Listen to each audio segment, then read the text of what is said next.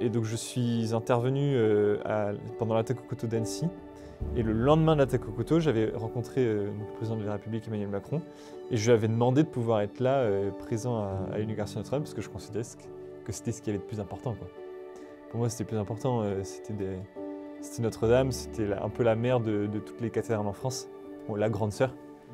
Et c'est pas forcément ni la plus belle, ni la plus chargée d'histoire, mais c'est une des plus symboliques. Et donc c'est dans ce sens-là que, après 9 mois d'aventure autour de France, en ayant visité plus de 150 cathédrales, c'était très important pour moi d'être à Notre-Dame.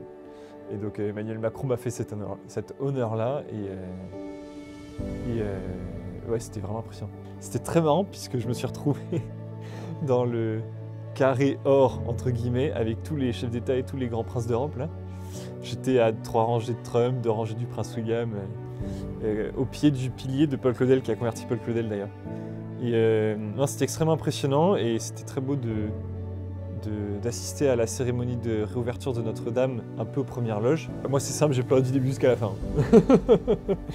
Non, c'était très très beau. La cérémonie était très belle, quoi qu'on en dise, malgré les petites polémiques sur des détails. La cérémonie était très belle, le plus important c'était que la cathédrale réouvre, que les gens puissent retourner dedans et surtout que le maître des lieux retrouve sa place. Le moment où les portes se sont ouvertes et où la croix de procession a commencé à rentrer dans la cathédrale, c'est certainement pour moi ce qui a le plus vibré, quoi. Et puis le moment aussi où il y a eu le lendemain matin, donc le 8 décembre matin, il y a eu la consécration de l'autel, pardon. Donc le moment effectif où la cathédrale est remise au culte.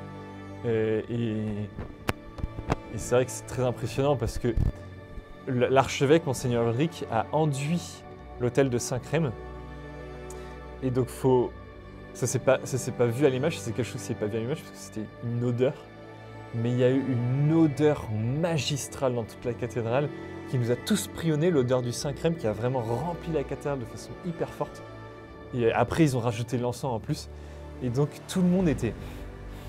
Mais qu'est-ce qui se passe? Qu'est-ce qui se passe? C'était une odeur mais incroyable, quoi. Donc on en a pris plein les yeux, plein les oreilles et plein le nez. C'était ça aussi qui était très impressionnant.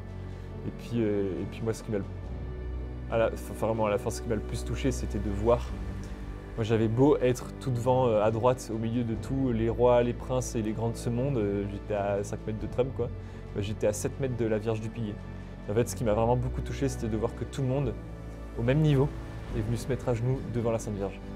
Et en fait, elle était sur son pilier, en hauteur, et elle nous toisait pas du regard, mais elle nous couvait du regard, comme une vierge qui accueille son peuple, quoi, pour le faire rentrer dans le cœur, au pied de son fils. J'ai trouvé ça vraiment très très fort. Les gens, effectivement, se sont arrêtés sur la dédicace que j'ai faite dans mon livre, que j'ai donné au président de la République à la fin de la cérémonie. Et donc je dis quoi? Dans la dédicace, c'est Emmanuel Macron, pour qu'il n'oublie pas que la France est d'abord le plus beau royaume après celui du ciel, ou le premier royaume, je ne sais plus très bien, après celui du ciel, et que son destin n'est pas vraiment dans la main des hommes.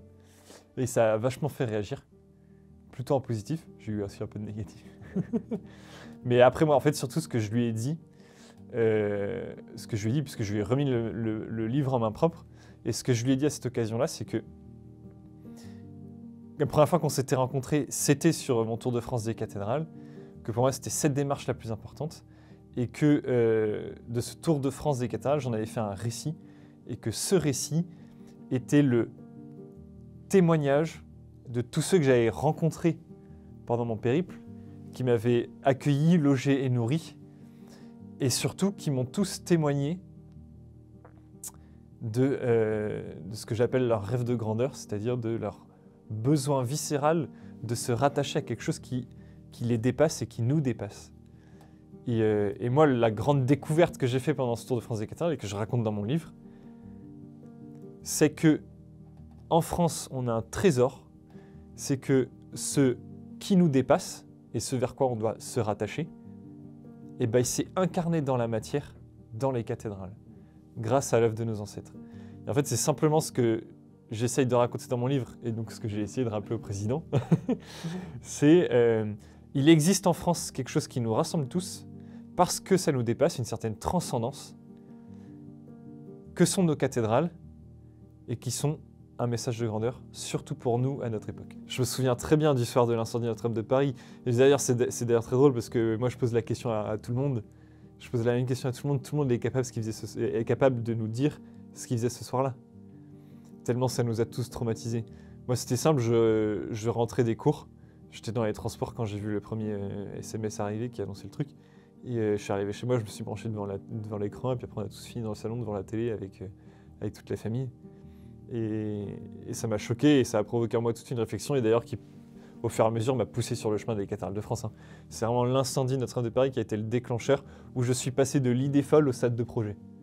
L'idée de faire le Tour de France des cathédrales, c'est un truc que j'ai dans la tête depuis la fin du collège. Mais le fait de concrètement me dire « je vais le faire », c'est l'incendie de Notre-Dame de Paris.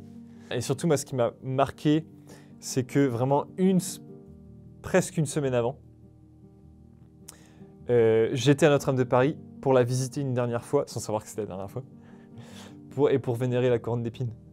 C'était un vendredi de carême, la couronne d'épines est vénérée, elle est exposée à tout le monde. Je passais sur l'île de la Cité à ce moment-là, j'étais en sortant de cours, je me suis dit tiens, c'est le moment ou jamais. Et de fait, c'était le moment ou jamais. Parce qu'une semaine après, elle est partie en fumée. Pour moi, l'incendie de Notre-Dame de Paris, son chantier, sa réouverture, c'est un signe des temps. André Malraux disait le 21e siècle sera spirituel ou sera pas. Bon, bah, on est fin 2024, bientôt 2025, c'est-à-dire le quart de siècle.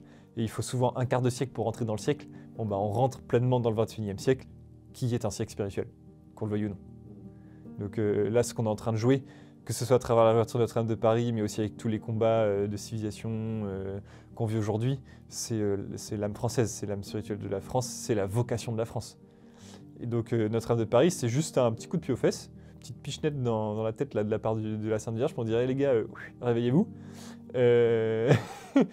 Vous avez une mission, faut pas l'oublier. Voilà. Peut-être regarder la flèche de la cathédrale qui s'élève de nouveau dans le ciel parisien, peut-être que ça indique une direction. Le chantier Notre-Dame de Paris nous a rappelé la beauté du travail humble, de la beauté du travail où l'homme se met complètement au service de son œuvre et où il s'efface derrière son œuvre. J'ai eu la chance donc de faire un gros documentaire sur Notre-Dame de Paris avec Canal+, qui va sortir le 27 décembre, sur C8, Canal, MyCanal, etc. Et en fait, j'ai eu l'occasion pour ce documentaire d'aller rencontrer pas mal de ces artisans. Et ce qui m'a vraiment beaucoup marqué, c'est que tous s'effacent derrière l'œuvre. Et ça veut dire quelque chose de très profond.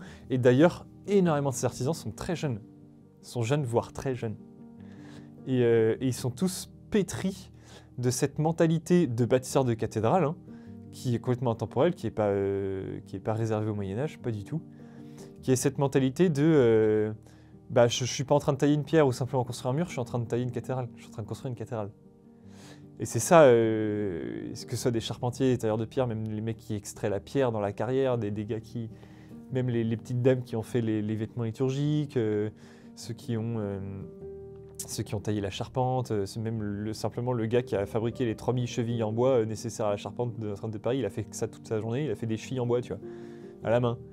En fait, c'est les chevilles de Notre-Dame pour lui.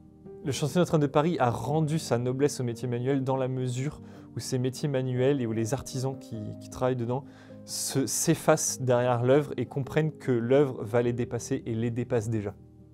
Notre-Dame de Paris, son renouveau, son chantier, etc., c'est la victoire du beau gratuit et du temps long. Dans une époque où l'utile a remplacé le beau, où l'efficace a remplacé le bon et où le rentable a remplacé le vrai, le chantier de Notre-Dame de Paris est un chantier salutaire. Parce qu'il nous rappelle que ce qui compte d'abord, c'est de faire du beau, gratuit, dans le temps long. Et que c'est ça qu'on a hérité de nos ancêtres. J'ai eu l'occasion de voir plus de 150 cathédrales en France. Elles m'ont toutes marqué. Pourquoi ? Parce que derrière chaque cathédrale, chaque église de petit village, d'ailleurs c'est applicable à tout, hein, il y a une volonté de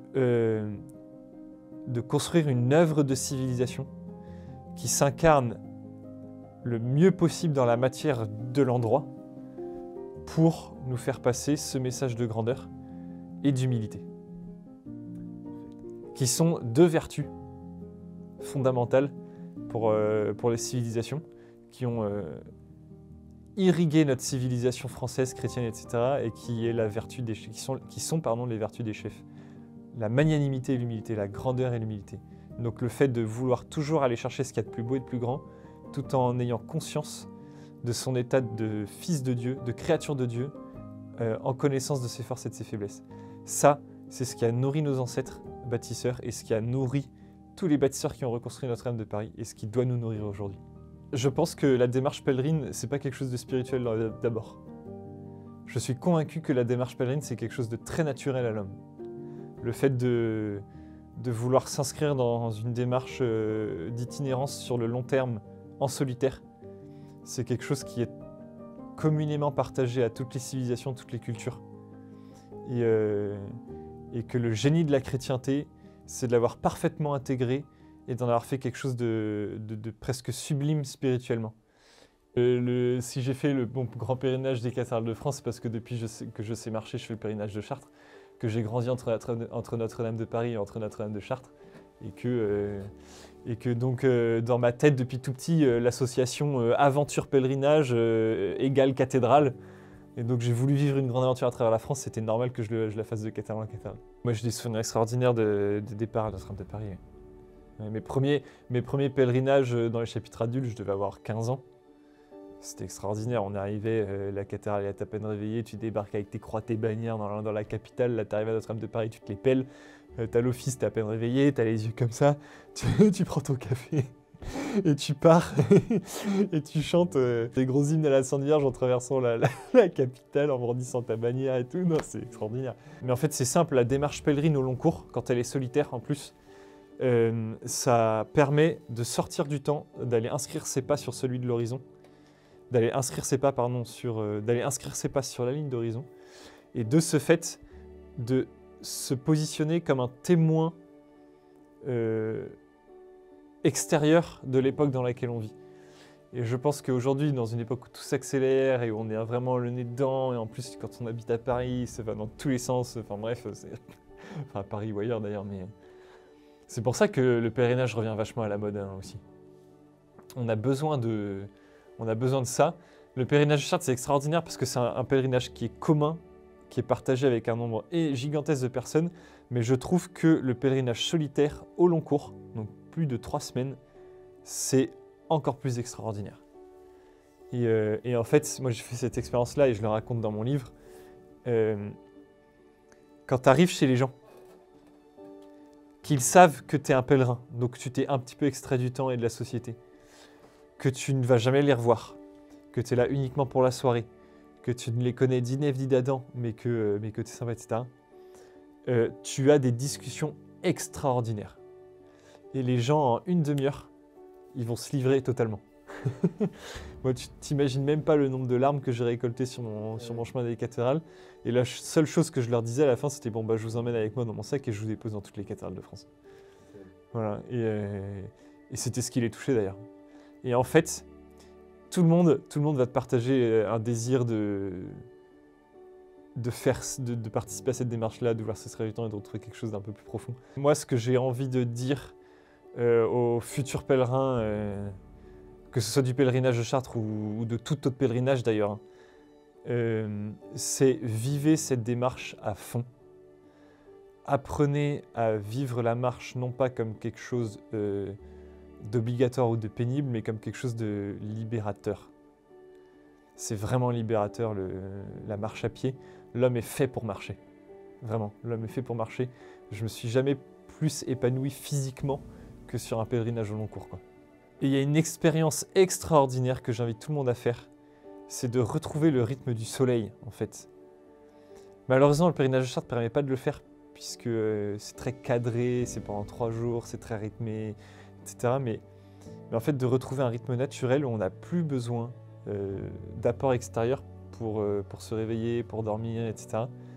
Et où en fait, le cerveau, du coup, se dépollue complètement de tout ce qu'il y a autour, de tout ce qu'on peut vivre dans la vie quotidienne, pour uniquement vivre naturellement au rythme de la nature. Et ça, c'est extraordinaire comme expérience. Et je pense qu'il faut 2 à 3 semaines de marche au long cours pour faire cette expérience-là.